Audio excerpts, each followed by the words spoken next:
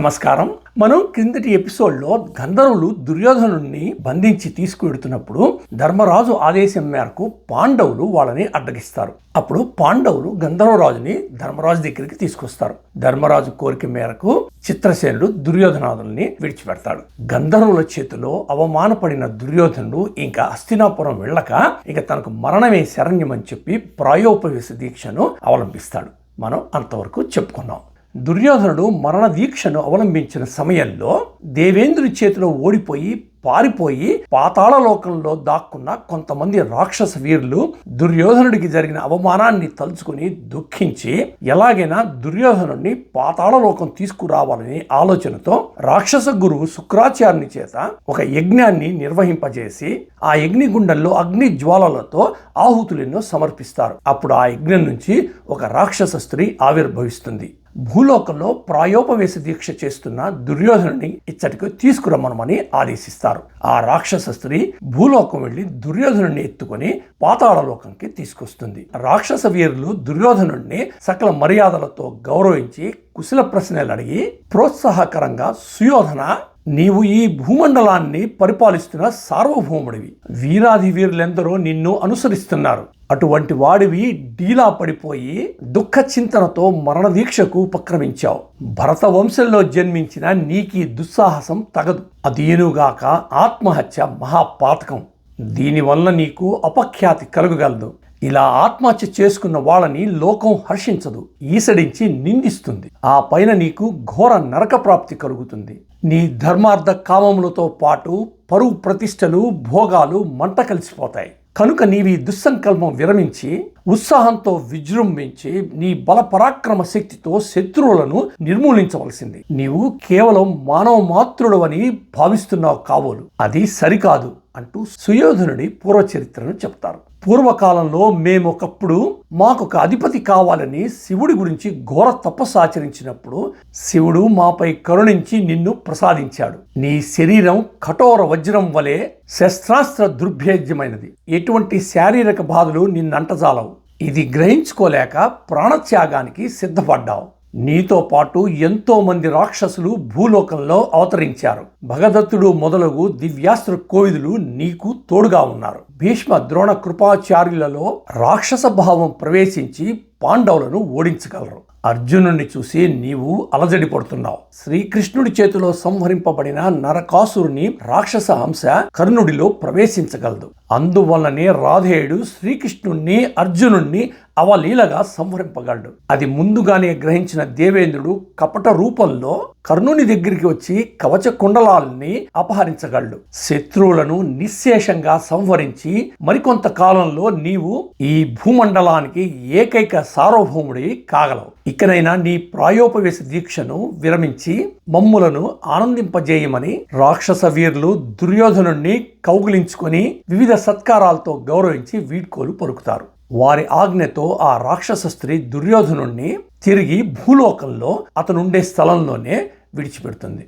రాక్షసుల మాటలకు దుర్యోధనుడు ఎంతో సంతోషించి ఇదంతా ఒక కలగా అనిపించిందని భావించి శత్రువులను ఎదుర్కోగల ధైర్యాన్ని తెచ్చుకొని తన దుఃఖాన్ని విచారాన్ని నిర్మూలించుకుంటాడు. అయితే ఈ విషయం ఎవ్వరికీ చెప్పదలుచుకోలేదు. ఉదయాన్నే కర్ణుడు సుయోధనుణ్ణి సందర్శించుకొని, రారాజా, చచ్చి శత్రువులను సాధించుకోగలమా? మరణం వల్ల మానవునికి అశుభం కలుగుతుంది. బతికున్నప్పుడే విజయం లభించగలదని కనుక ఈ దీక్ష విరమించి శత్రువులను ఎదిరించటానికి సమాయత్వం అవ్వాలని కోరతాడు. దుర్యోధనుణ్ణి లేవనెత్తి కౌగిలించుకొని అతనికి ఆనందం కలగజేసి, నీ భయమంతా అర్జునుడే కదా, ఇదిగో ఈ కత్తి మీద ప్రమాణం చేసి చెప్తున్నాను. పాండవుల అజ్ఞాతవాసం ముగిసిన వెంటనే అర్జునుణ్ణి యుద్ధరంగంలో సంహరిస్తానని శపథం చేస్తాడు. దుర్యోధనుడు కర్ణుని మాటలతో ఎంతో ఆనందం పొంది ఇంకా హస్తినాపురం వెళ్ళిపోవాలని నిశ్చయించుకుని మంత్రులను ఆజ్ఞాపిస్తాడు.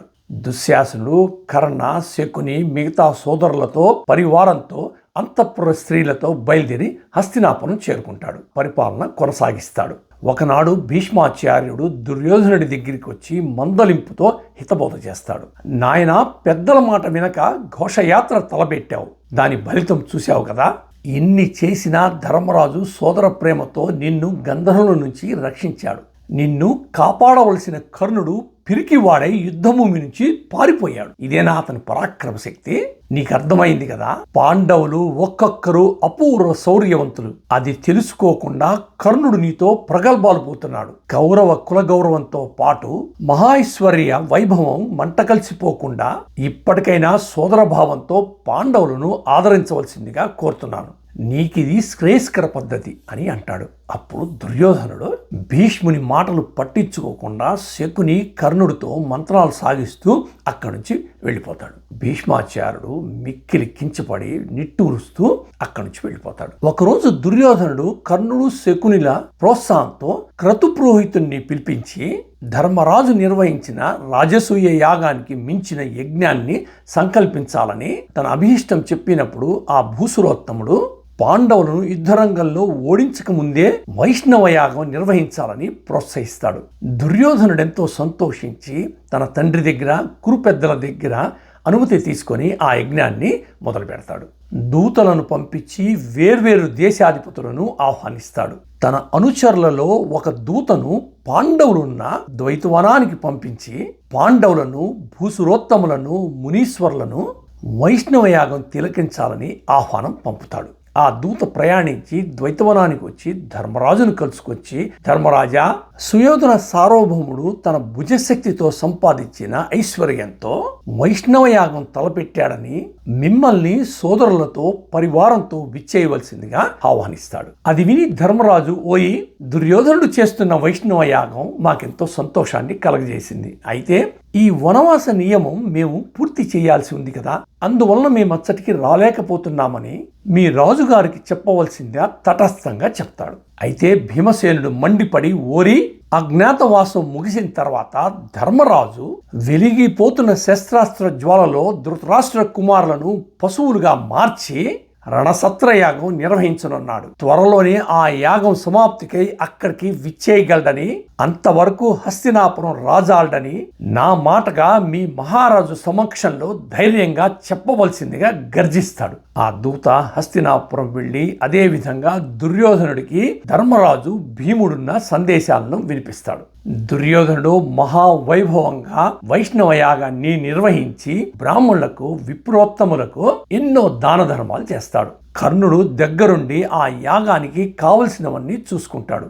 ఆ యాగం సమాప్తి అయిపోగానే దుర్యోధనుడు రాజభవనంలోకి ప్రవేశించి ధృతరాష్ట్రునికి, కురు పెద్దలందరికీ నమస్కరించి ఎంతో ఆనందంతో బంగారు సింహాసనంపై అధిష్ఠిస్తాడు. అప్పుడు కర్ణుడు దుర్యోధనుడి దగ్గరికి వెళ్ళి దుర్యోధనుడిని ప్రశంసించి, సుయోధన మహారాజా, నీవు మహాభాగ్యశాలివి. వైష్ణవ యాగం జయజయమానంగా యథావిధిగా సమాప్తమైనది. ఇక రణరంగంలో పాండవులను ఓడించి రాజసూయ యాగాన్ని నిర్వహిస్తావు. అది ఏ తీరులో సాధ్యమవుతుందన్న చింత పడనక్కర్లేదు. రణరంగంలో అర్జునుణ్ణి ఓడించినంత వరకు నా కాలి గోర్నైనా కడుక్కోనని తిరుగులేని ఘోర శపథం చేస్తున్నాను అని అనగానే దుర్యోధనుడు ఆనందభరితుడై కర్ణుని కౌగిలించుకొని, కర్ణ, నీ సహాయం లభించినప్పుడు పాండవులను ఓడించటం ఒక లెక్క అని అభినందిస్తాడు. దుర్యోధనుడు కర్ణ, శకునిల తోడ్పాటుతో రాజ్య పరిపాలన కొనసాగిస్తాడు. అక్కడ ద్వైతవనంలో ధర్మరాజు కర్ణుడు చేసిన ఘోర ప్రతిజ్ఞను విని కర్ణుని అభేద్యమైన కవచ ప్రభావం తలుచుకుంటూ అహోరాత్రాలు దాని గురించి ఆలోచిస్తూ నిద్ర పట్టక ఎంతో దుఃఖిస్తాడు.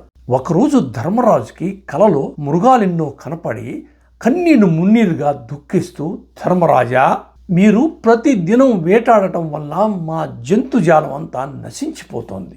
ఇకనైనా మా మీద దయతలిచి ఇంకొక వనానికి పోవలసిందిగా ప్రార్థిస్తారు. మర్నాడు ఉదయం ధర్మరాజు నిద్రలేచిన తర్వాత సోదరులను పిలిచి తన కల గురించి చెప్పి, మనం ఈ ద్వైతవనంలో 20 మాసాల నుంచి ఉంటున్నాం కదా, ఇక మనం ఇంకొక చోటికి వెళదాం. కామ్యక వనంలో జంతు సమూహాలు బాగా కొవ్వెక్కి యథేచ్ఛగా సంచరిస్తున్నాయి. పూల తీగలతో, చెట్లతో కామ్యక వనం కలకలలాడిపోతోంది. మనం వెంటనే బయలుదేరి తృణబిందు మహాముని ఆశ్రమానికి వెళ్దాం అని సోదరులతో, ద్రౌపదీదేవితో, సహచరులతో, మునీశ్వర్లతో ప్రయాణించి కామ్యక వనానికి చేరుకుని అక్కడ ఆశ్రమాలు నిర్మించుకుంటారు.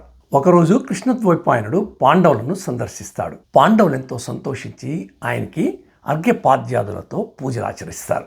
నిరంతర కష్టాలతో బక్క చెక్కిన శరీరంతో నిస్తేజంగా దుఃఖితులైన పాండవులను చూసి శ్రీకృష్ణ ద్వైపాయనుడు ఎంతో విచారించి, ధర్మరాజ, కాల వైపరీత్యం వల్ల మానవులకాయ సుఖదుఖాలు సంప్రాప్తిస్తున్నాయి. ఆ పైన కొంతకాలానికి అవి తొలగిపోతాయి. ఆపదల మాట తలపెట్టక నీవు అసంతృప్తి పడక తీవ్ర తపస్సుకు ఉపక్రమించవలసింది. దానివల్ల త్వరలో సమస్త సుఖాలు లభించగలవు. పరోపకార బుద్ధితో దాన ధర్మాలు ఆచరించవలసింది. ఇది ఎంతో శ్రేయస్కరమైన పద్ధతి అని చెప్పినప్పుడు ధర్మరాజు, మునీంద్ర, తపోదానాలలో కష్టమైనదేది? ఈ రెంటిలో ఏది ఫలితాన్ని ఎక్కువ ఇస్తుంది అంటే ధర్మరాజు అడుగుతున్నాడు, దానం గొప్పదా తపస్సు గొప్పదా అని. దానికి శ్రీకృష్ణ ద్వైపాయనుడు, ధర్మరాజా, దానం వలన అత్యంత ఫలితం లభిస్తుంది. ఐశ్వర్యవంతులే దాన ధర్మాలు చేయగలరు. మిగిలిన వారికి అవి కష్టంతో కూడుకుంటాయి. కానీ అన్యాయ మార్గంలో సంపాదించిన ఐశ్వర్యంతో దాన ధర్మాలు చెయ్యరాదు. దానివల్ల ప్రయోజనమేమీ లేదు. న్యాయ పద్ధతిలో తను సంపాదించిన దానిలో తృణమైన అంటే కొంచెమైనా దానం చేసిన యెడల దాని ఫలితం ఎంతో ఎక్కువ సంప్రాప్తిస్తుంది అని అంటూ ముద్గలుడనే బ్రాహ్మణుడి యొక్క చరిత్ర వినిపిస్తాడు. ధర్మరాజా, పూర్వకాలంలో ముద్గలుడనే సామాన్య బ్రాహ్మణుడు అతిథులను అత్యంత ఆదరంతో పూజలు ఆచరించేవాడు. భార్యా పిల్లలతో కురుక్షేత్రంలో నివసించేవాడు. పాడ్యమి నుంచి పౌర్ణమి వరకు పొలాలలో చిన్న చిన్న గింజలు ఏరుకుంటూ ఆ సంపాదించిన ధాన్యాన్ని దంపించి ఆ బియ్యంతో అన్నం వండించి దేవతా పూజ నిర్వహించేవాడు. మిగిలిన ఆహారాన్ని అతిథులకు అర్పించి మిగిలిన వంటకంతో భార్యాపుత్రులతో పాటు భుజించేవాడు. ఆ విధంగా గింజలు ఏరుకుంటూ 15 రోజుల పాటు ఉపవాసం చేసేవాడు. ఒకరోజు దూర్వాస మునీంద్రుడు ఆకలితో తూలుకుంటూ ముద్గల్ని ఆశ్రమానికి వస్తాడు. దిగంబరంగా మోటు మాటలతో జుట్టు కూడా ముడివేసుకోకుండా ఎంతో రోతగా ఉంటాడు. అయినా ముద్గలుడు ఏమి అసహించుకోకుండా ఎదురెళ్ళి అర్ఘ్యపాద్యాదులు అర్పించి అప్పుడే వండిన ఆహారం అతనికి పెట్టి ఎంతో సంతృప్తిని కలిగిస్తాడు. భోజనం చేసిన తర్వాత ఆ మునీంద్రుడు ఆ అన్నాన్ని శరీరానికి రాసుకుంటూ వెళ్ళిపోతాడు.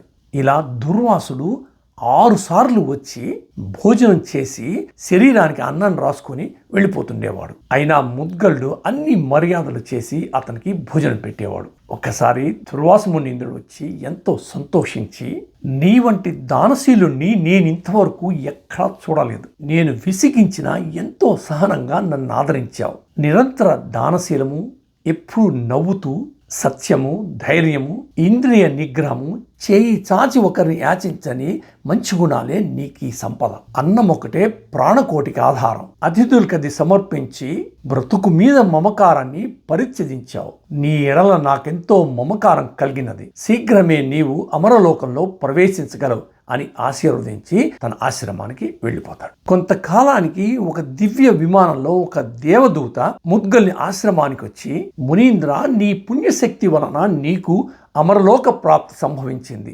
ఇప్పుడు నువ్వు నాతో విచ్చేయవలసిందిగా కోరతాడు. దానికి ముద్గలుడు ఆశ్చర్యపోయి, దివ్య పురుష, ఆ లోకం ఎటువంటిది?